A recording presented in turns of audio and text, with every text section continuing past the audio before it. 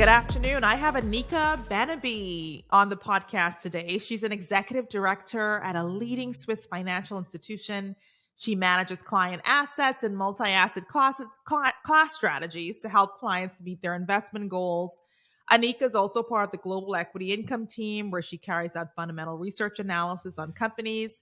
She's an absolutely stellar executive, former president of the CFA Society of the Bahamas, and a member of the CFA Society in the UK. She's been awarded numerous awards for her work and the impact she's had on her clients. She recently gave a TED talk that I loved a lot. Just so you know, Anika, it was amazing. And is also a personal finance enthusiast who's passionate about helping women get to a place of financial independence. I'm so happy to have you on the podcast. Welcome to OnlyFems, Thank Anika. you so much, Iyandra, for having me. Really happy to be here. Yes. And I just was thinking when I thought about the whole mission of like OnlyFems and getting women to this place where they could truly be free, financially free, I was like, I got to get an econ here. I have to get an econ here. You were the first person that I thought about. And I was like, I wonder if I got to see if I could make this happen. So when I look at you, I see a woman that you're a portfolio manager in your professional life, but you just seem like you have it all together. Leading organizations, climbing the ladder so well. Your career, your profile just seems to be so perfect. And I look at you and I say you represent or you epitomize success in my view. Just for you, I'd love to know your backstory. Has it always been that you knew this was the journey that you were going to take? Growing up as a child, what does success look like for you? And tell me, has that lined up with where you are now? That is a lot. Has it always looked this way? No. It's been a process, I have to tell you. But I was always one of those kids who worked hard, right? Who wanted to do well, who was ambitious, who liked to study. I'm a self-professed nerd like you, right? I've heard you say that before. Yes, the Um, nerds. and so I was always conscious of wanting to do well, right? I wasn't the smartest, but I certainly worked very, very hard. And I knew what I wanted. Um, when I was looking at universities in grade 10, right, or even grade 9, I decided Yes. where I wanted to go. I found out what the requirements were, and I did the work to get there. So I'm a planner, I'm a goal setter, and that has served me well. Um, when I was looking, I studied economics and French in university, and I was in this rush to get back to the Bahamas, where I was born and raised. And I thought, well, what can I do with this degree? And I ended up in a French bank, funny enough. And that's where I Yes. really learned about financial markets and private clients and investing. I didn't know what a stock was. I didn't know what a bond was. So this was fascinating to me, right? Um, on top of that, I'd walk into the bank and I'd see people speaking French and Spanish and German. So I was able to put my French skills to use. And then the cherry on top of the cake was that everyone was dressed so well, so that fed my love of fashion, right? And so when it all came together, I felt like I had found my niche. I felt at home.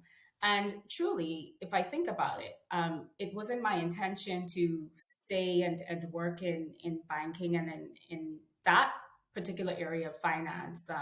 I had actually gotten two scholarships, full scholarships, to study and do a master's in international trade and finance. And once I started working in that field, I said, you know what, I'm going to stick with this. So Yeah. I forewent the scholarships and did the chartered financial analyst designation instead, and the rest is history. Wow. You're incredible. You're incredible. The fact that you studied French, you had the economics background. I mean, it's like these dots that all came together and you were put in a French bank, in investment management. It just is amazing. I love your profile. And coming from that person that started at the French bank to now you're an executive director. I mean, tell us just a little bit about how you were able to unlock your passion for all things investment management. Yeah, so like I said, the introduction was really in that first role. And then, the way I thought about it was, well, how do I progress? I'm like that. I'm ambitious. So I asked around, well, what sort of designations should I be looking at? And everyone said, oh, do the CFA. But it's really, really hard. No one ever passes it.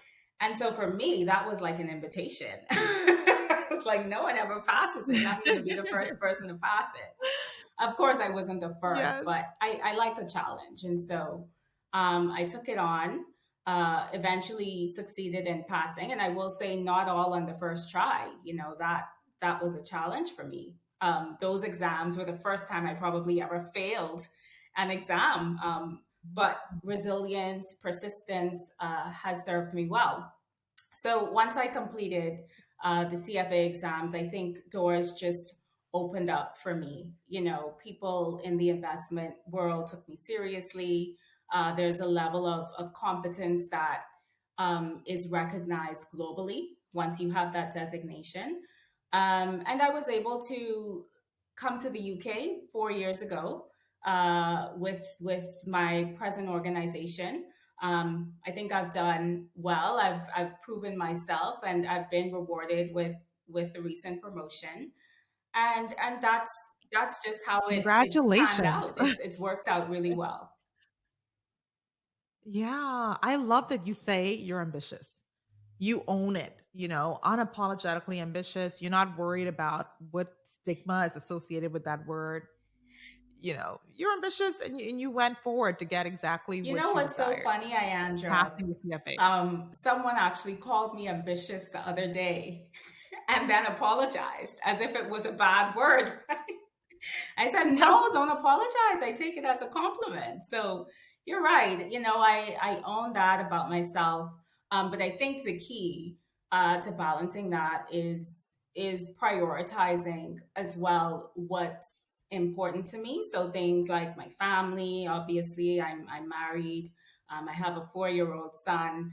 I have to balance being ambitious with the priority that's my family, and I'm sure you can relate. Oh, It's not always easy, right? how are you doing that? How exactly are you doing My that? husband has to constantly remind me, let's just say that. No, but I think with maturity, realizing what's really important. My career is important to me, but at the end of the day, my family comes first, right?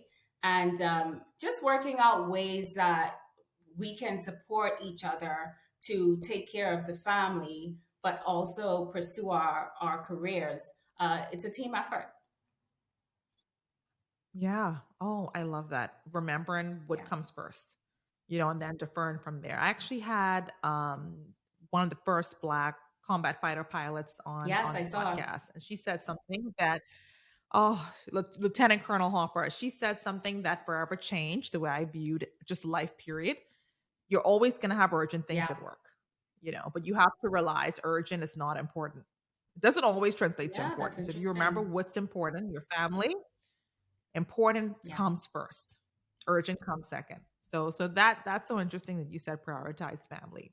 And you're in a space, I mean, I don't know a lot of female portfolio managers. I haven't met them. So that's why I'm like, Anika is just, everything, because you truly symbolize something that is unique for this industry. Asset management is a heavily male dominated Yeah. industry. So how is it for you being one of the few, but also why do you think women are still underrepresented in the space? So I'll take the first part of the question. I'm, currently in London, and there's this statistic that I hear a lot that we have a portfolio manager population of 1%. That's Black portfolio managers, right? Oh. So, not a lot. And then when you talk about female and Black, even fewer. Oh my. So it for me, it's a very privileged position to be in. It's an opportunity to really demonstrate what I'm capable of, but also to advocate for better representation. I'm perfectly placed to do that, and I certainly do use my platform in London to do that. The second part of the question, why are women so underrepresented? I, there's a myriad of reasons for that. I think at the entry level, there's a problem with representation. We just talked about there being so few female and so few Black female portfolio managers. Well, for someone looking on the outside, looking in, not seeing Mhm. someone who looks like themselves, why would they feel welcome? Why would they feel like this is a place that they can thrive? Right.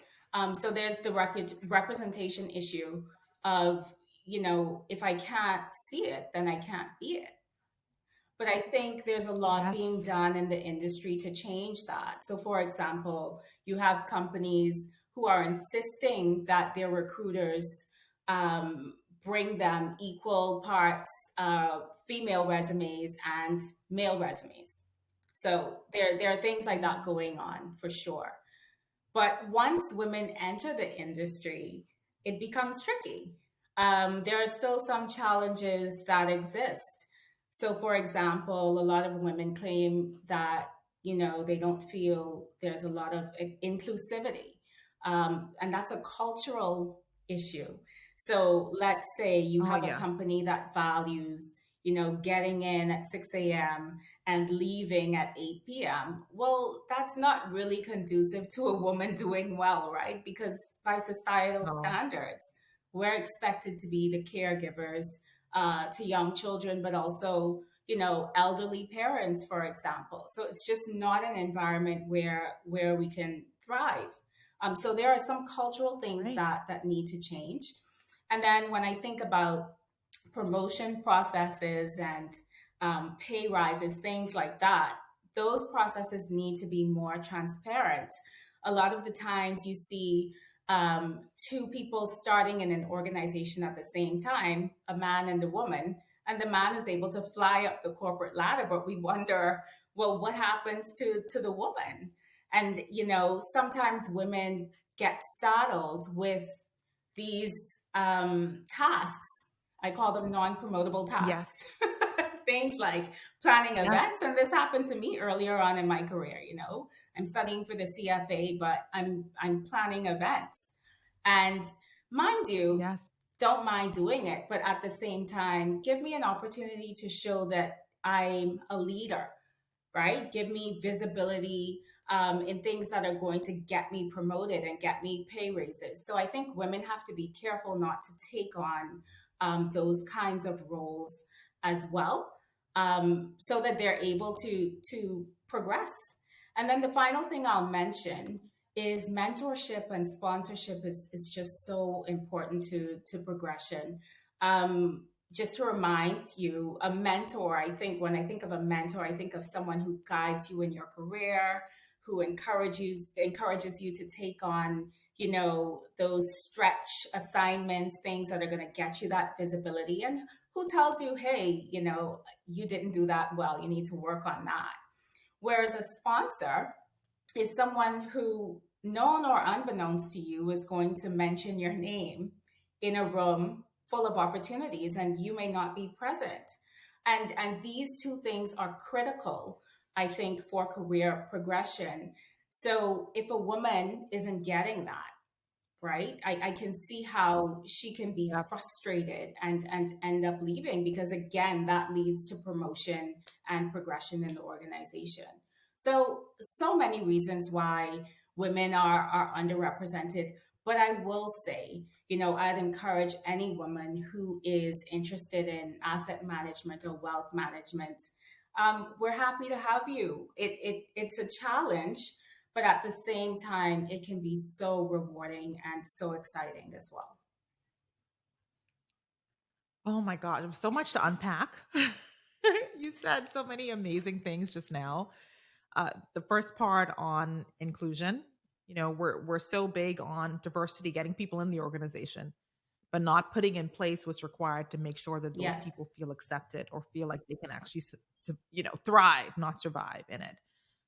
You talked a lot about just, being focused on, moving up the ladder in the sense that think about what you're doing, the tasks that you're doing, right? Doing things that actually going to get you to where you want to go.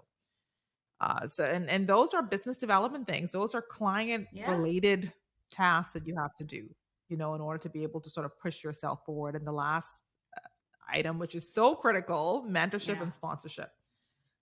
You can't go at it alone. So I love that, and I'm going to keep those things in mind. That was amazing. Coming off the heels of the pandemic, and I think this is one of the reasons why I even started the podcast, was I wanted to help women get to a place of financial independence.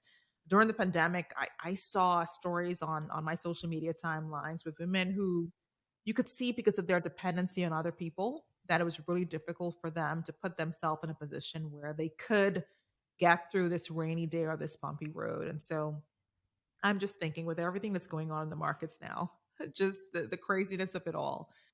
You're the portfolio manager here. You're the perfect person to ask this. How can women just begin to lay some sort of groundwork into having a healthy financial life? I mean, what steps should women be taking? Yeah. The markets are wild right now. I have to say, I've learned so much in the last 3 to 4 years in my career, more so than the first 10 years. We've had a global health pandemic that you've mentioned. Um, markets, equity markets at least, went down 30%. But more importantly, people lost their lives, and every life as we knew it completely changed. Yeah. And then coming out of that, we had, the vaccines, and people started to go out again, and all this pent up demand made prices skyrocket, right? Supply chains were broken. All of these things contributed to the high and persistent inflation that we're seeing now. And central banks subsequently had to raise interest rates at an unprecedented speed and magnitude, really, how quickly they did that. And we're seeing the implications of that. We had three major banks in the US fail in the last couple of days, right?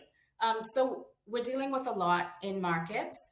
But just back to your question, and going back to the pandemic, what that taught me was that we live with a lot of excess, right? Um, During the pandemic, you couldn't do certain things. You had to cook, and if you were lucky enough to maintain your job during the pandemic, then you should have been able to save, because you just weren't spending the way you used to. So that's the first kind of takeaway. We got back to the basics. Our lives became so simple, and you got to spend time with your family. And then the second thing was is the inflation that we're still dealing with. My 100 pounds, Iyandra, does not stretch the Yeah. same way it did 2 years ago. It just doesn't. So we have to cut back. We have to cut back. We're forced to cut back. We're forced to budget. We're forced to compare prices. I'm not going to get the expensive butter. I'm going to get the generic butter, right? Those are the decisions that we're Yeah. making. So just bringing it back to your initial question, how can you lay the groundwork? Well, the first thing is cut out the excess, right? Simplify your life and prioritize between the things that you need and you want. Cut your expenses. The second thing is you have to have a budget these days. I mean, you just have to know what's coming in, what's going out, and where it's going. And then the third thing I would say is, you want to have a disciplined approach to saving. So when that income comes in, automatically you want to put aside 10, 20% toward an emergency fund. Life is just so unpredictable. And once you build up that emergency fund, you can start to think about then investing. Oh, let me tell you, it will rain. It will rain. The rainy day always Yes. comes. So having that emergency fund will make the difference between you being able to transition, just smoothly, or you moving your entire family life, Yeah, and down on income level, or you yeah. know, it's so funny you mentioned the rainy day because sometimes laying the groundwork, it feels like two steps forward and one step back, you know. Things happen and it Yes. really it takes a lot of patience. I can tell you last year, everything was going so well with my savings and investing plan, and then I had this tax bill out of nowhere. Like, what? Oh, But yes. luckily I was able to take care of it, and it's because I would have put money aside consistently, but these things happen. Right. Yeah, no, I love that. So you heard it, Nika. You have to cut the excess. Develop a budget, live according to that budget, save, have your emergency fund. And you recommend how many months for the emergency I fund? would say 3 to 6 months is comfortable. Three, fine. You want to really tally up all of your expenses and try to get by on that. 6 months is more conservative, so anywhere in that vicinity.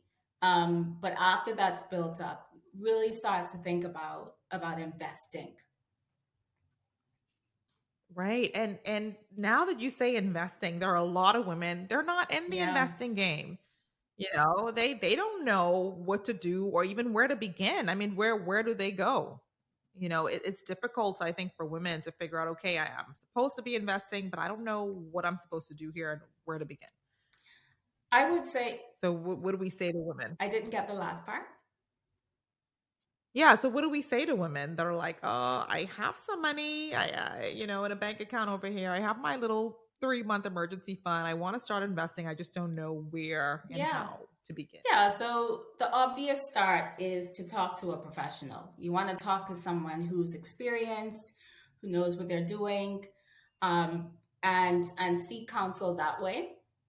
The second thing I'd say is you want to understand what you're investing in. This is so crucial. Stocks, bonds, these things are fairly easy to understand, but if someone comes to you with a financial product and you don't understand how you're making money, don't touch it, right? There's no such thing as a free lunch. There's no get rich quick scheme. Investing is a long term endeavor, and you build wealth over time, and there's nothing wrong with that. If you can't explain it to me in a way where I can understand it, Anika said, Don't "Nope, touch nope." it. Do not touch it. Do not. And what about like those big purchases that women want to make? Okay, so I'm ready now. I think I got some money saved up. I want to buy a house. Yeah, so big purchases defined by a house, I'm with. And the reason I say that is because you can look at big purchases two ways. So there are big purchases that are things like a designer bag or designer shoes or some jewelry. There's nothing wrong with those things, but I would say if that's a big purchase for you, maybe sit on it for 30 days.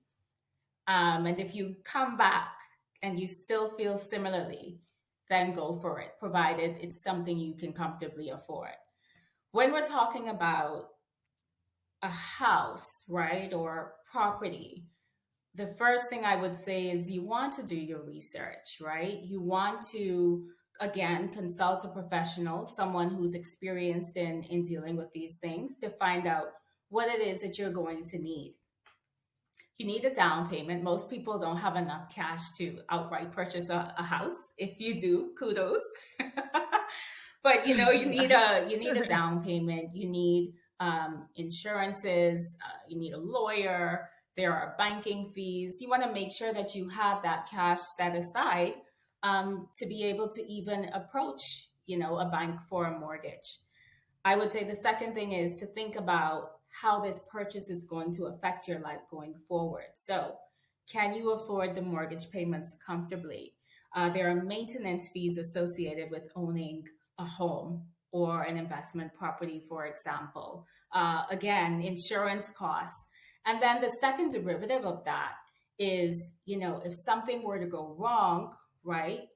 God forbid you lose your income somehow, are you still going to be able to afford this purchase? So you want to think about the worst case scenario as well. Now, if you have all your ducks in a row lined up, I would absolutely say to go for it. I'm all for investments, whether that be property, an investment or an income generating property, a home, or financial instruments. I think it's important to have assets. Oh, have assets, not the Christian Dior bag. If you can afford it. I've been looking at this Christian Dior bag for months now, and I'm like, oh, Well, if really? you've been looking at it for months and you Yeah. haven't bought it yet, let it go. Let it go. I love that because a lot of people, they look at a house and they're like, "Oh, I just want to be in a nice house and in a big neighborhood," but they don't realize just how much that's going to cost them. They don't think about all the things that you mentioned: insurance, maintenance, additional things, and just being ready for a purchase like Yeah. that. And I can tell you, don't don't cut it so close where you're taking out a mortgage that is so much of your income that you can't even afford to live. I mean, what do you recommend in terms of like the amount of mortgage that's paid monthly? What percentage of your monthly income would you recommend that be? Yeah, it's tough to say because the mortgage isn't the only, bill that one pays, right? Every month. I would Yeah. say comfortably maybe 20-30%. I'm not sure if that's even possible, but you want to buy what you can reasonably afford, and then you have to take into account all of the other responsibilities that you have, right? So it Yeah. depends on the person and their responsibilities.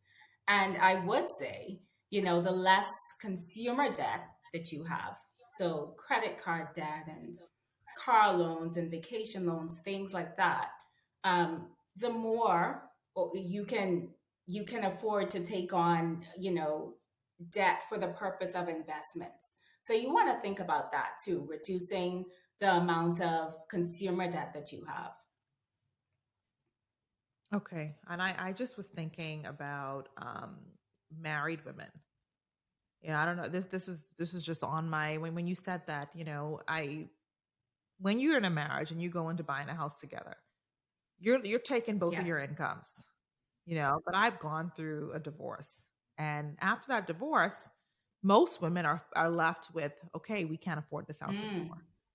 And I just wonder if we should be telling women that, listen, if you can't afford the house on your own, then it shouldn't be a purchase that you should take. How do we better protect women that are going through, and I know you may see this with your clients that are Yeah. going through divorces or, deaths of spouses, to ensure that they can transition well, Yeah, even that's through a a really divorce? good question. The reality of it is, Ayandra, after a divorce, you have to downsize your life, right? Oh, Um, yeah. it comes back to priorities. Um, if a marriage doesn't work out and the male is the breadwinner, it may be the case that you have to downsize your life, but that's not the end of the world, right? And it's where we put our values as well. So yeah, that's what I would say about that. But also, in the vein of gaining financial independence, I think women can do things to put themselves in the best possible position, right? Regardless of what negative thing happens, whether that be divorce or um, losing one's income, whatever it is. So, skill development, personal development, professional development, things like that, things to upskill oneself and make oneself more marketable, that's always a good idea, right? Just to Yeah. again put yourself in the best position possible to be able to take care of yourself because things happen. Financial education, right? We'd be surprised at how many women just don't know what they don't know. So that's why this podcast is so important. This is why I teach financial literacy, um, because we do need, to an extent, to be able to fend for ourselves, and that responsibility should not be put off on anybody else. Yeah, I love that you say skills development because a lot of times we tell women, okay, well, just save, save, save. But what about your income? How are you growing your income?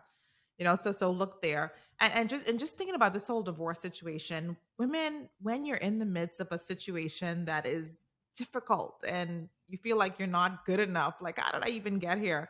How can we still see the value in ourselves even when we're in the midst of a tough financial situation?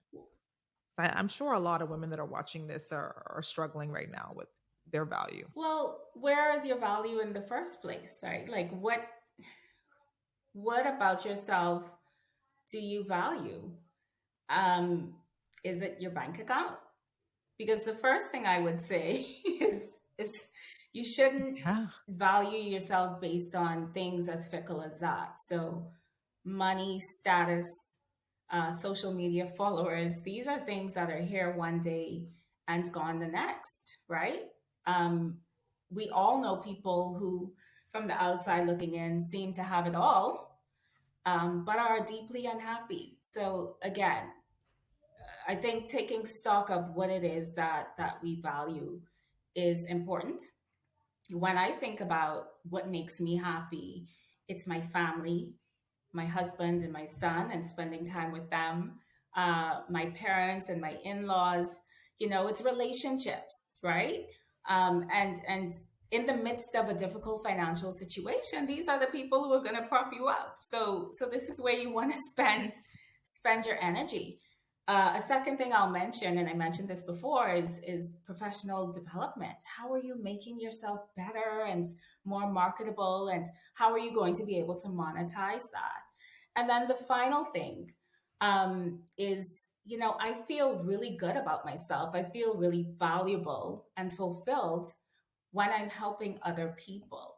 So I'm not looking at my bank account every day. I'm getting out there and seeing, how can I mentor someone even if I don't know this person? How can I teach financial literacy? How can I be a positive change, or a positive catalyst in the world? And that's where I derive value.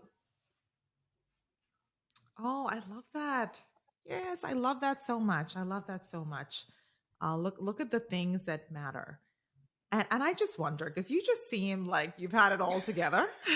you just you just seem like you've had it all together. So I'm like, have you had any huge challenges, whether it's on your professional journey or in your financial life at all? And if so, how are you able to overcome them? Well, look, no one ever has it all together all the time. So there have certainly been challenges.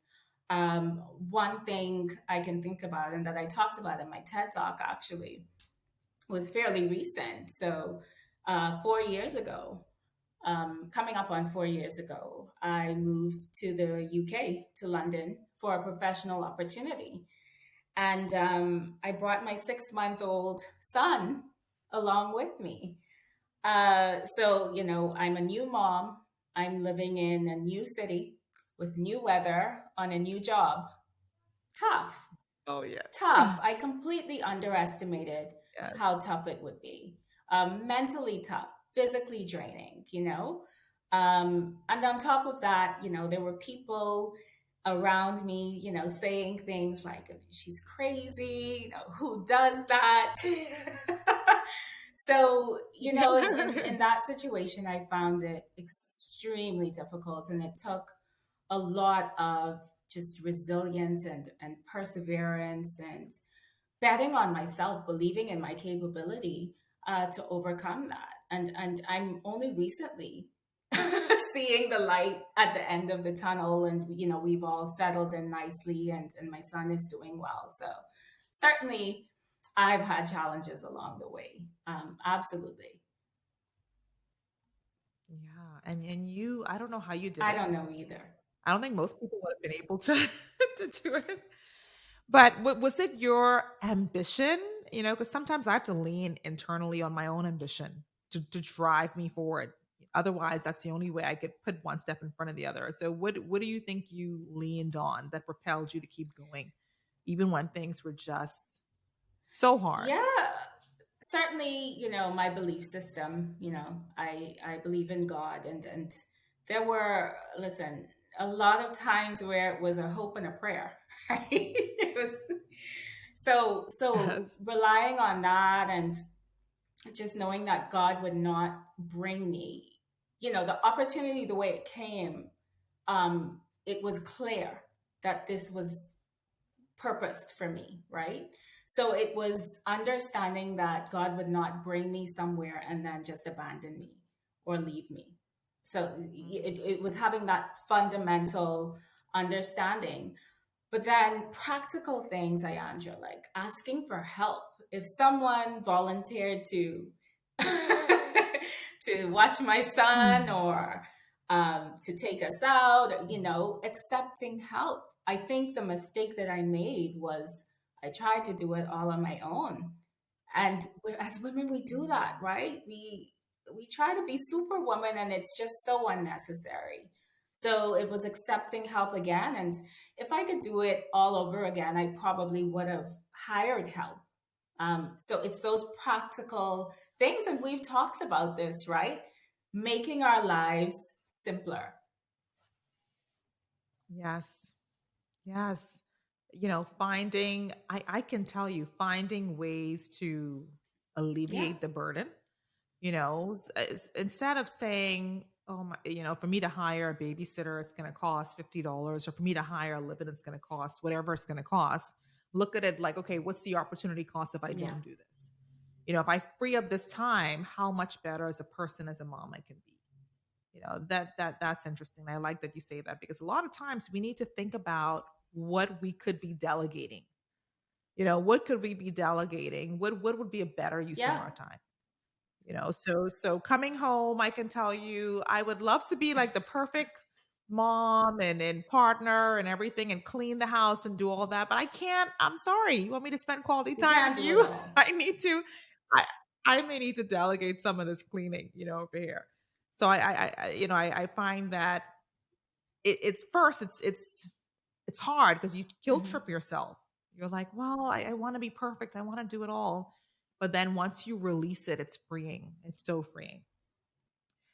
So I mean, the time has gone so fast. We could It like talk all has. day, but I want to play this game with you that I call rapid fire. I end all my podcast interviews with, and rapid fire is this quick, just quick digestible ways that women could up Yeah. level themselves. So I started OnlyFems really because I wanted women to level up. And so I'm going to say a word, and I want you to say, how can a woman level up, improve herself in that area, or maximize space in that area? Giving her the, just this ability to grow and develop as a Yeah. full woman. So, you ready? Let's do it. Yeah. So the first word is books. Books. Read. So I'm actually at the moment reading a book called Mindset by Carol Dweck, where she talks about having a growth Yes. mindset versus a fixed mindset.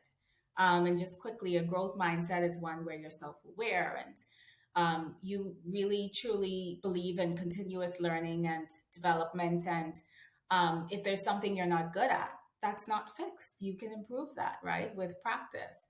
Whereas a fixed mindset, you think you're born with or endowed with a certain talent, and that's it for the rest of your life. So I'm finding that extremely interesting, and I'd encourage all women to read it. I've heard about that book. I have that book somewhere because so many people Yes. recommend that book, and I need to like really get into it. That sounds amazing. The next word is skills. Skills. I would say an underrated skill whether you're a portfolio manager or just, a human, is empathy. I consider myself an empath, and it's just so important to be able to put yourself in someone else's shoes and understand what they're going through. And I think throughout life, that's really helped me. And certainly in my career, it's helped because I'm dealing with people and their money. It's such an emotive topic. So to be able to empathize with them when markets are going all over the place as they are now, it's just such a useful skill. Oh, I love that. Time.